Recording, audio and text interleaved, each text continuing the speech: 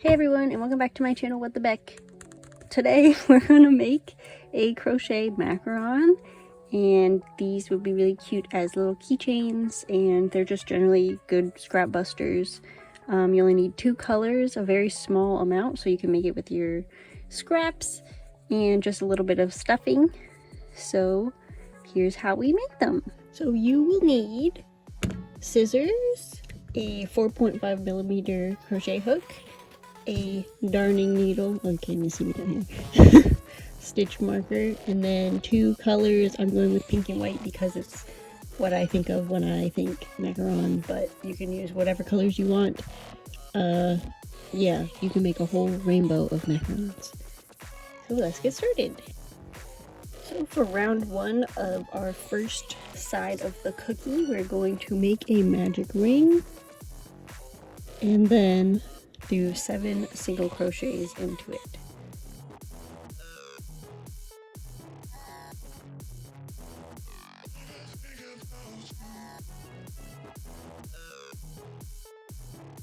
We're gonna pull that closed really tight, and then we're going to put our stitch marker in the last stitch and move to round 2.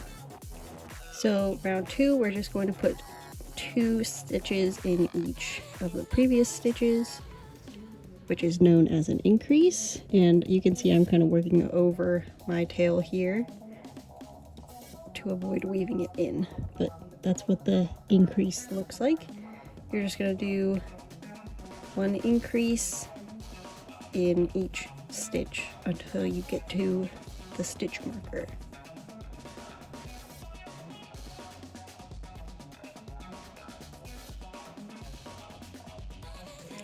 Just take it out, and then you're going to put an increase in that stitch as well. And then put it back in the new last stitch of the round. Round 3, we're going to do 1 single crochet and then 1 increase, and repeat that pattern all the way around. So just 1 single crochet, in the next one we're going to do an increase and then repeat.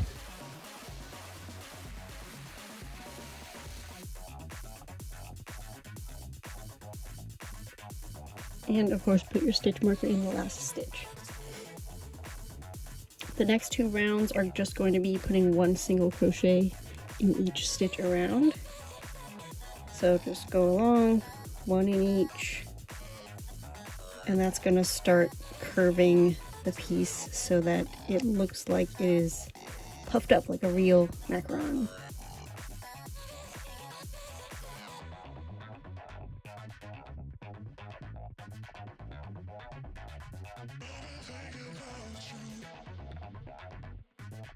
Okay, and you might find that your piece is curving like this. You can just go ahead and correct it.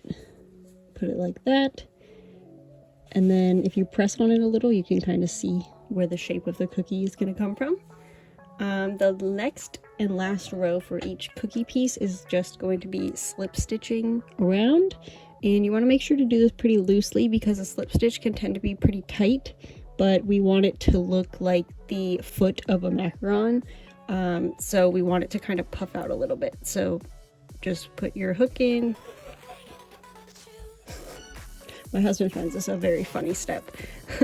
And just pull through the stitch and the loop on your hook, like so. You might need to like pull it up a little bit first and then pull it through to make sure that it's loose, but just do what you need to do to make sure it's not bunching in and making your stitch hard to work with.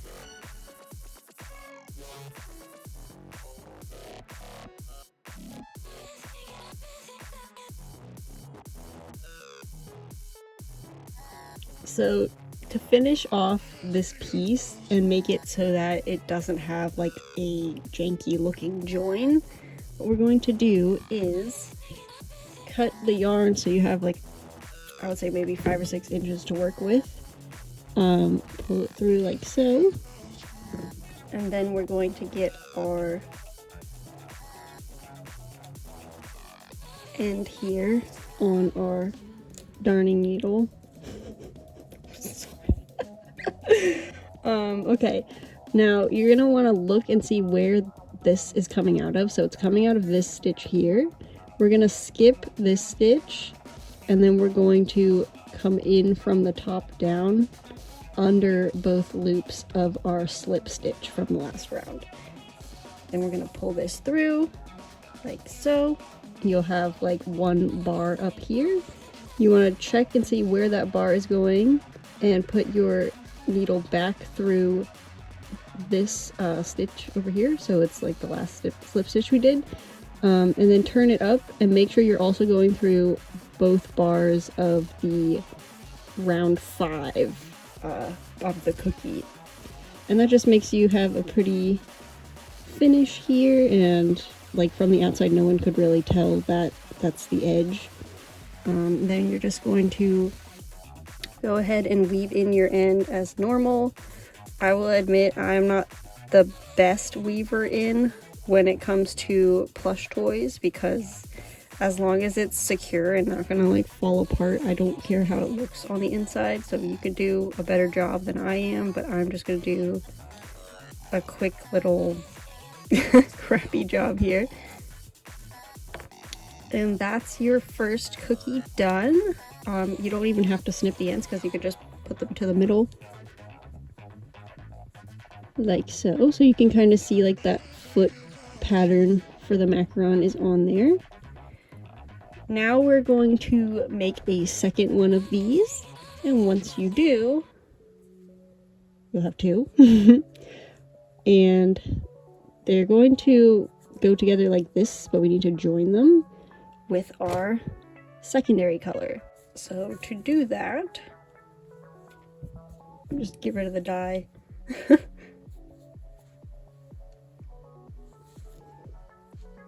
This is literally me. We're going to take our new color. We're going to make a slip knot in it, like so. I usually will just put it on my hook to size it. Don't make it too tight because you don't want the knot to poke out of the end. But, you know, you should be able to fit your hook into it and, like, take it out fairly easily. It shouldn't be able to get stuck on your top of your hook here. And then what we're going to do is take these 2 pieces here. We're going to take our first one and we're going to check to see which stitch we want to start with. So the invisible join is great because it makes your work more like, what's the word, uniform, but it also can make it a little difficult to know where to start. So I just look to this part here and see where does that row end. Like this is the same row and then this is the end. So this is our first stitch. It really doesn't matter which part you start with, but I prefer to start at the join because then I know that they line up and there's like a proper backside to the piece. So you're gonna put your hook, find this like fake stitch, I guess, that we did the invisible join, and then go above it. You're gonna want to skip this like remnant piece of the other stitch, and then go into this back loop here of round 5, like so.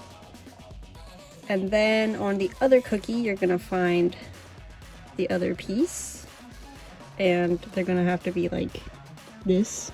So the stitches are gonna be facing the other way. Just find that join. So here's my join here. I'm going to ignore that extra bar here, and I'm going to go into the back loop. So it'll look kind of like this. This part is a little bit fiddly, but I just really like the way it looks when it's finished, so we're going with that.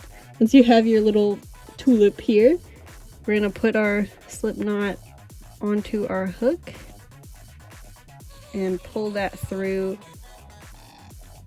both loops, and we're gonna do that very carefully. Sorry, that's off camera. Pull it through that first loop and then through this other loop. And then I'm just gonna kind of adjust it a little bit to make it a little looser. Then we're going to just continue around. So we're going to check for round 5 here. That's this V down here. We're going to go into the back loop. And then look on our next stitch. Where's the back loop of the next stitch on round 5 here? And that's this one right here. So I'm going to go into there, wrap my yarn, and then pull through the first loop, pull through the second loop, and pull through the third loop. And we're just gonna repeat that all the way around. So looking for round 5, going into the back loop, looking for round 5 on the other piece, going into the back loop,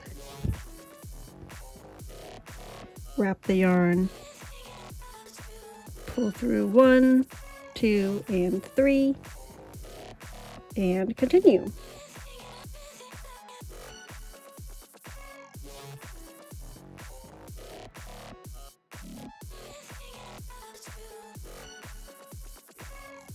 So at the end it gets a little bit more fiddly, as you can see, but it is still possible to get your hook in there and close it up. I usually leave about 5 stitches unworked, flatten it a little bit, pull your loop up so it doesn't get undone, but then you can kind of see like the end result already.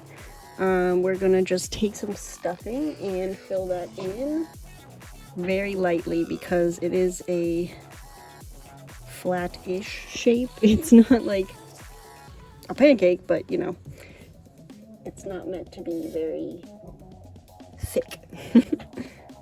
So I'm just using some stuffing here. You can use yarn scraps. In fact, I'm literally just picking this out of my yarn scrap stuffing bin. Like, see, this came with it. That can go in there too. And then we're gonna do our last few slip stitches to join these 2 pieces.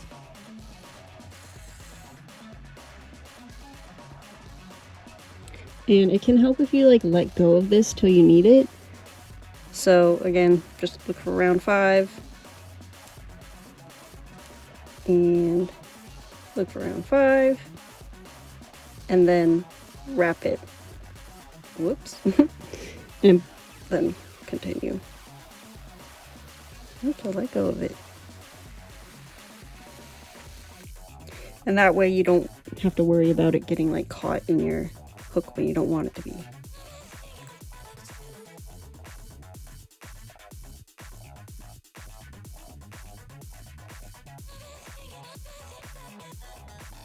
Okay, and now you're going to come to this end section here that's kind of a little awkward. We're just going to do a similar ending to how we did on each of the cookies. So we're just going to cut ourselves a little tail, pull it through, and then put our darning needle. And then this part is actually a bit easier than the other joint, I think, because you're literally just making it like match. So you go up and through and then back in through the original hole that the yarn was coming out of, like so. And then for this one, I would probably just try to weave it through the back bits of the stitches, like underneath. And I'm really sorry you can't see how I'm doing that, but you know, if you need help to weave in ends, I'm sure there are other videos on it. And then I usually, when I'm making small things like this, sometimes I don't want to cut the yarn, so I just like travel around inside of it until I can get like the whole yarn end in. And then you can just kind of like poke it with your needle, and then you don't even have to cut that. And there is your little macaron. Yum, yum, yum, yum, yum. I think these would be super cute as a little garland in like a baby's room, or just like in a play set of food. It's a little bigger than a regular like real macaron, but you know, I'm working with 4-weight yarn here. So there's only so much I can do, but I think it's super cute. If you would like to purchase the printable version of this, it is available on my Ravelry. And if you make some, please tag me on social media or add your project to Ravelry so I can see what you made. And subscribe for more crochet tutorials, planning videos, and other crafty endeavors. And I will see you next time. Bye!